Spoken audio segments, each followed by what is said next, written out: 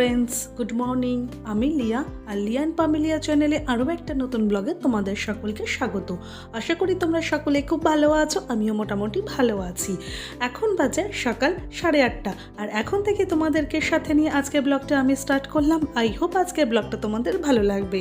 আর এই ব্লগটা যখন তোমাদের কাছে পৌঁছবে তখন নতুন সাল চলে এসেছে, তার মানে নতুন বছর চলে এসেছে। তাই তোমাদেরকে ভিডিওর শুরুতেই আগে জানাই হ্যাপি নিউ ইয়ার। আশা করি এই বছরটা সকলের খুব ভালো কাটুক, খুব আনন্দে কাটুক, যার যা মনের ইচ্ছে সবার পূর্ণ হোক এবং সব থেকে বেশি হচ্ছে সবাই সুস্থ থাকুক।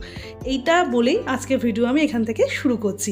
তো সকালবেলা দেখতেই পেলে মেয়ের জন্য সুজি করেছি, তো সুজি টুজি করে মেয়েকে খাইয়ে দিয়েছি, তার সাথে আমরাও চা খেয়ে নিয়েছি। তো আজকে যেহেতু হাজব্যান্ডের ছুটি, তো প্রতিদিন তো রুটি তরকারি খাওয়া হয় সকালে টিফিনে, তো আজকে ভালো মেয়েকে ডিম পাউরুটি টোস্ট করি, কেননা এগুলো একটু গরম গরম না খেলে ভালো লাগে না, আর ও না থাকলে আমার একা খেতেও বেশি একটা ভালো লাগে না। তো আজকে দেখলাম ও বাড়িতেও আছে, তো ভাবলাম যে সকালবেলা তাহলে একটু অন্যরকম ব্রেকফাস্ট করা যায়, তো তার জন্য ডিম পাউরুটি টোস্ট সকালবেলা করছি। তো মেয়েকে খাইয়ে উঠতে উঠতে এখন প্রায় 9:30 বেজে গেছে, মানে ভিডিওটা শুরু করেছিলাম অনেকটা আগেই, তারপর মেয়েকে খাওয়ানোটা ওখানটা স্কিপ করে গেছি, কেননা মেয়ে ফোন দেখে যেহেতু খায়, তো সেখানে ভিডিওটা সবসময় করতে পারি না। তো তারপর এখন ব্রেকফাস্ট করতে চলে এসেছি, এখন প্রায় 9:30 বাজে। তো এটা ব্রেকফাস্ট করে তারপর রান্নার দিকে যাব। আজকে খুব বেশি একটা রান্নার দিকে যাব না, কেননা বিকেলবেলা একটু কাজ আছে মানে ঘরেই থাকবো, ঘরে একটা জিনিস বানাবো, তো সেটা তোমাদের সাথে নিশ্চয়ই শেয়ার করবো। তোমরা ভিডিওতে সেটা দেখতে পাবে, ভিডিওটা যদি পুরো দেখো তোমরা নিশ্চয়ই দেখতে পাবে। তো তাই জন্য রান্নার খুব একটা বেশি একটা ঝামেলা রাখবো না। তো যাই হোক, ওই কি বেশি কিছু না, ভাত, একটা তরকারি মানে মাছ একটা করব, আর একটু শাক ভাজা ভুজিয়া করতে হয়, এটা করবো, ব্যাস এইটুকু, যে বেশি একটা পথ করবো না, কারণ আরও অনেক কাজ আছে ঘরে, সংসারে টুকিটাকি, তো সেগুলো সারতে হবে। তো যাই হোক, এগুলো ডিম পাউরুটি টোস্ট বানানো হয়ে গেছে। আর আমার একটুখানি ওপর থেকে গোলমরিচ গুঁড়ো আর সামান্য একটু সস দিলে বেশ খেতে ভাল লাগে। ওর বাবা খুব একটা খায় না গোলমরিচ গুঁড়ো, তাও আমি দিই, যে হালকা করে গোলমরিচ গুঁড়ো যে গন্ধটা আর ও যে ঝালটা, ওটা অন্যরকম, তো খেতে ভাল লাগে। তো আর অল্প করে সস নিয়ে দুজনে টিফিন খেয়ে তারপর রান্নাবান্না জোগাড়ে গেছিলাম। রান্নাবান্নার সাথে সাথে মাঝপথে মেয়েকে স্নান টান করিয়ে দিয়েছি। স্নান করিয়ে মেয়ে আবার এখন ছাদে আসবে। এখন প্রতিদিনের হচ্ছে সকালবেলা আমি একদম ওকে আনতে পারি না ছাদে, প্রচণ্ড হাওয়াও থাকে বলে ছাদে আনতে পারি না। এই বেলার দিকে আমি একটু জামা প্যান্টগুলো তুলি, আর বাদ বাকি যে জামা প্যান্ট থাকে সেগুলো মেলে দিই ভেজা। তো তখন একটু মেয়েটাকে নিয়ে আসি, ও একটু ছাদে ঘোরাফেরা করে, তখন হাওয়াটা একটু কম থাকে। তো যদিও আজকে অনেকটাই হাওয়া ছিল, তো তখন ওই যার জন্য মেয়েকে একটা টুপি পরিয়ে নিই, যাতে করে মেয়ের কানে অন্তত ঠান্ডা হাওয়াটা লাগে না। তো ও একটু ছাদে ঘোরাফেরা করে, আর এই সুযোগ আমিও জামা প্যান্ট যেগুলো মেলার হয় মেলে দিই, বাদ বাকি তুলে নিই। তো এইসব সেরে ঠেরে আবার নিচে গিয়ে এখনও অনেক কাজ বাকি, মানে গ্যাস মোছা, ভাত করা, এগুলো করতে হবে। তো যাই হোক, তোমাদের রান্নার ভিডিওটা আমি দেখালাম না, সেখানটা অনেকটাই স্কিপ করে বেরিয়ে গেছি, না হলে ওইটা রান্নার ভিডিও বাদ বাকি কাজকর্ম দেখালে প্রায় অনেকটাই ব্লগটা আমার বড় হয়ে যেত, তো তার জন্য ওই দিকটা স্কিপ করে গেছি। তো যাই হোক, জামা কাপড় তুলে তারপর ভাত রান্না করে মেয়েকে দুপুরবেলা খাইয়ে আমরা আর ভাবছি আজকে ঘুমোবো না, কেননা বললাম ওই যে তোমাদেরকে একটা জিনিস বানানোর প্ল্যান আছে। তো দেখা যাক কতদূর কি বানাতে পারি। তো চলো তোমরা ভিডিওটা দেখতে থাকো। তো যথারীতি দুপুরবেলা মেয়েকে খাইয়ে ঠাইয়ে ঘুম পাড়িয়ে দিয়েছি, আমরাও খেয়ে নিয়েছি, কিন্তু আমি আর ঘুমোইনি, ওর বাবাও ঘুমায়নি। তো আজকে ভেবেছি একটু পিঠে করব। তো শীতকাল মানেই পিঠের আমেজ, আর পিঠেটা শীতকালে হবে না এটা ভাবাই যায় না। তো পিঠে এতদিন করে এসেছি, মায়ের সাথে বহু বছর করেছি, হাতে হাতে শাশুড়ির সাথেও করেছি, কিন্তু এই বছর আমার নতুন সংসারে প্রথম পিঠে, যেহেতু আমার সংসার মানে আলাদা হয়েছে বেশি দিন হয়নি, জানো কয়েকটা মাস হয়েছে, যারা আমার পুরনো ব্লগার মানে আমার ভিডিও দেখো, যারা আমার পুরনো সাবস্ক্রাইবার তারা জানো, বেশি দিন হচ্ছে আলাদা হয়নি। তো আমার নতুন সংসারে প্রথম এটা আমার বলতে পারো এই বছর প্রথম করছি। তো সেই জন্য তোমাদের সাথে শেয়ার করলাম। আমি জানি পিঠে বানাতে অনেকেই পারো, অনেকেই জানো, আমার থেকে বেশি জানো, তবু আমি প্রথমবার যেহেতু করছি তাই তোমাদের সাথে শেয়ার করলাম, কারণ যেটা আমার কাছে খুব আনন্দ এবং এক্সাইটমেন্ট দুটোই। তো অনেকটা নারকেল কুড়োনো মানে হয়েছিল, গুড় দিয়ে পাক দিয়ে নিয়েছি। তো দেখলাম এতটা আমার পিঠের জন্য দরকার নেই, তো তার জন্য ভাবলাম কটা নাড়ু বানিয়ে রেখে দিই, কেননা নাড়ু বানিয়ে থাকলে না অসময়ে বেশ খাওয়া যায়, মানে কিছু হলো যে মনটা কিছু খেতে ইচ্ছা করছে, তখন একটা নাড়ু মুখে দিলাম, বেশ ভালোই লাগে অসময় নাড়ু খেতে। তো তার জন্যই নাড়ুটা বানিয়ে রাখছি কয়েকটা, বাদ বাকিগুলো দিয়ে ইচ্ছা আছে পিঠে করবো। তো পিঠে মানে ইচ্ছা আছে আজকে দুধ পুলি করবো, কারণ দুধ পুলি খেতে আমার খুব ভালো লাগে। হাজব্যান্ড খুব একটা খায় না, যেহেতু দুধের অ্যালার্জি, মানে দুধ খেলে বুকে যন্ত্রণা করে, তো ও সিদ্ধ পুলি খাবে আর আমি দুধ পুলি খাবো। আর এদিকে দেখো নারকেলটা এতটাই ঝুনো, এতটাই সুন্দর ছিল যে নারকেল থেকে মানে নাড়ু করছে হাতের তেল পুরো ভর্তি হয়ে গেছে, মানে এতটাই সুন্দর। যাই হোক, যে কটা দরকার অল্প কটা নাড়ু করবো, আর বাদ বাকি যেটুকু 8 কটা নাড়ু হয়েছে দেখতেই পাচ্ছ, আর বাদ বাকি যেটুকু নারকেল বেঁচেছে সেটুকু দিয়ে পিঠে বানাবো। তো ইচ্ছা হচ্ছে পুলি পিঠে আর দুধ পুলি আর পাটিসাপটা করবো, হয়তো দুটো একদিনে করতে পারবো না, আজকে শুধু দুধ পুলি করবো এই প্ল্যানই আছে। তো দেখা যাক কতদূর কী করতে পারি। তো এই বাদ বাকি এটুকু নারকেল বেঁচেছে মোটামুটি। তো কড়াইতে আগে একটুখানি জল গরম করে নেবো, দিয়ে তার মধ্যে চালের গুঁড়োটা দিয়ে দেবো।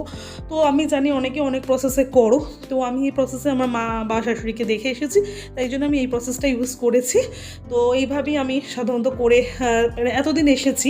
তো আমি নতুন করছি, নতুনত্বের কিছু নেই, তো নিজের সংসারে প্রথমবার করছি, এর আনন্দটা এক্সাইটমেন্টই আলাদা। তো এটা তোমাদের সাথে শেয়ার করবো না, এটা তো হতেই পারে না, তার জন্য তোমাদের সাথে শেয়ার করা। তো যাই হোক, এবার এটাকে একটুখানি নুন দেবো, দিয়ে ভালো করে কড়াইয়ের মধ্যে জলের সাথে মিক্সড করব, যাতে একদম মানে ডোটা মাখা হয়ে যায়। যদিও কড়াইতে যদিও আমার একটু ছোটো সাইজে হয়েছে, তো যতক্ষণ পেরেছি মেখেছি, বাদ বাকিটা তারপর নিচে নামিয়ে নিয়েছি, নিচে নামিয়ে হাত দিয়ে ভালো করে মেখেছি। তো চালের গুঁড়ো এমনি একটু আঠা আঠা হয়, তাড়াতাড়ি মাখা হয়ে যায়। তো এবার এটা থেকে লেচি কেটে নেবো। তো বর আমাকে অনেকটাই হেল্প করছে, কেননা ও জানে আমি একা পারবো না। আর দুপুরবেলা এই কারণেই বসছি, কেন মেয়ের থাকাকালীন যদি আমরা কাজ করতে বসি না, তাহলে মেয়ে আমাদের জায়গা থাকাকালীন মেয়ে একদম আমাদের কাজ করতে দেবে না, উল্টে এতটাই জ্বালাতন করবে যে কাজ তো মানে মাথায় থেকে মানে উড়ে যাবে, মানে কাজ করার তো দূর কি বাদ। তো তার জন্য ও বললো যে মেয়ে ঘুমোবে, এই সুযোগে সব সেরে নেবো, তাহলে কাজটাও আমাদের এগিয়ে যাবে, কাজটাও তাড়াতাড়ি হবে। আর ও যেহেতু বাড়িতে আছে, তাই জন্য আমাকে হেল্প করে, আর ওইসব কাজ করতে একটু ভালোই বাসে। তো দুজনে মিলে কাজ করলে গল্প করতে করতে কাজটাও কখন এগিয়ে যায়, কাজটা কখন শেষ হয়ে যায় তো বোঝাই যায় না। আর খাটনিটাকে খাটনি বলেও মনে হয় না, দেখবে সবাই মিলে একসাথে কাজ করলে গল্প করতে করতে কাজ অনেকটা এগিয়ে যায়, একা একা ভালো লাগে না কাজ করতে, এই আর কি। তো যাই হোক, ও আমাকে একটু এর জন্য হেল্প করতে বসেছে। তো এখন পুলিটা বানাবো, পুলিটা বানিয়ে আগে আমি জলে সিদ্ধ করে নেবো, কেননা ওই যে আগে বললাম ও একটু দুধ খায় না, দুধে অ্যালার্জি আছে, তো দুধ পুলি খাবে না, ওর জন্য সিদ্ধ পুলি করতে হবে। আর বাদ বাকি কটা দুধ পুলি করবো, আর একটু লোক আছে কয়েকজনকে দেবো ইচ্ছে আছে। প্রথমবার করছি, একা একা ভালো লাগে না, কোনো জিনিস কারোর সাথে শেয়ার করে কাউকে দিয়ে খেতে না, তার আনন্দটাই আলাদা। আর আমার এটা খুব ভালো লাগে, মানে কোনো জিনিস করবো একা একা খাবো আমার একদম ভালো লাগে না, কাউকে দেবো, তাদের সাথে শেয়ার করে খাবো, তাতে নিজের জন্য এক পিস থাকুক আমার কোনো আপত্তি নেই, কিন্তু লোকে দিয়ে খেতে তার আনন্দটাই আলাদা। তো যাই হোক, আমি মোটামুটি বানিয়েছি অনেকগুলোই প্রায়, দিয়ে আমি উঠে গেছি, লাস্টে কটা বাকি ছিল, তো ওকে বললাম তুমি কয়েকটা বানিয়ে নাও, কারণ পুলিগুলো অনেকক্ষণ হয়ে গেছে। এবার চালেগুলো তো আস্তে আস্তে শক্ত হতে থাকবে, আর চালেগুলো যত টাইম যাবে আস্তে আস্তে ফাটতে থাকবে। তো আমি ততক্ষণ বাদবাকিগুলো সেদ্ধ করতে বসিয়ে দিই, কারণ আমার যেহেতু কড়াই ছোটো, একটা কড়াইতে হবে না, তো তার জন্য সেদ্ধ করতে বসে তুমি বাদবাকিগুলো সারতে থাকো। ও ওইদিকে বাদবাকিগুলো সারছে, আমি ততক্ষণ এদিকে ভাবলাম একটা কড়াইতে পুলিটাও সিদ্ধ বসে, তার জন্য জলটা গরম বসিয়েছি, আর আরেকটা কড়াইতে দুধটা জাল দিতে বসায়, কেন অনেকটা দুধ সময় লাগবে এতগুলো পুলি। তো তার জন্য দুটো কড়াইতে দুটো বসিয়েছি। প্রথমবার করছি, প্রথমেই আগেই বলে দিলাম তোমাদেরকে, কিন্তু খেতে ভালোই হয়েছিল, মানে আমার অনুযায়ী খুবই ভালো হয়েছিল। প্রথমবার এত টেস্ট হবে আমি মানে ভাবতেই পারিনি। তো দেখো, জলের মধ্যে পুলিটা দিয়ে দিয়েছি, এটাকে এখন প্রথম লটের মাল, কারণ একসাথে সবটা হবে না, কারণ ভেঙে যেতে পারে বেশি নাড়াঘাটা করলে। তো প্রথমগুলো আগে ভাবলাম সিদ্ধ করে নিই, তুলে নিয়ে বাদ বাকিটা পরের করব। তো দেখো মোটামুটি এগুলো ছেড়ে দিয়েছি, এবার আস্তে আস্তে করে নেড়ে দিতে হবে। যারা সিদ্ধ পুলি খাও তারা এইভাবে খেতে পারো, অনেকে আবার স্টিম দিয়ে খায়, তো আমার স্টিম দেওয়ার থেকে এটা মনে হলো বেশি সুবিধা, কারণ স্টিমে আরও বেশি সময় লাগে, তাই জন্য আমি এটা করি। তোমরা এটা করতে পারো, আমার মনে হয় ভালোই হবে।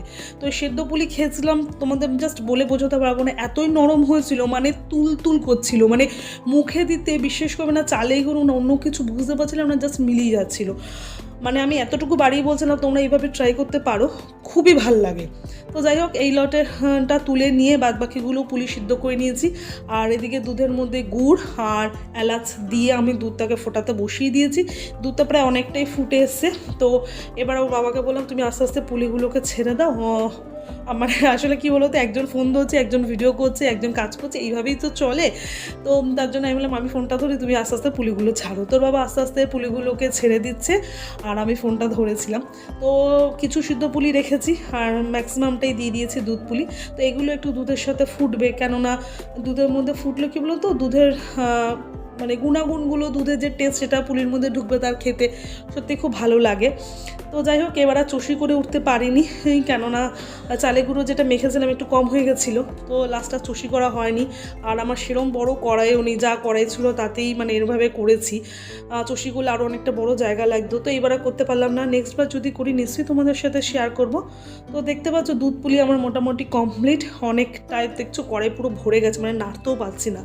তো মোটামুটি হয়ে এসেছে, আর একটু টানাবো। তো দেখতে পাচ্ছ পাশ থেকে পুরো দুধের একটা সুন্দর সর পড়ে গেছে, মানে অনেকটাই দুধটা পুরো শুকিয়ে গেছে, মানে একটা ক্ষীরের মতো এসে গেছে।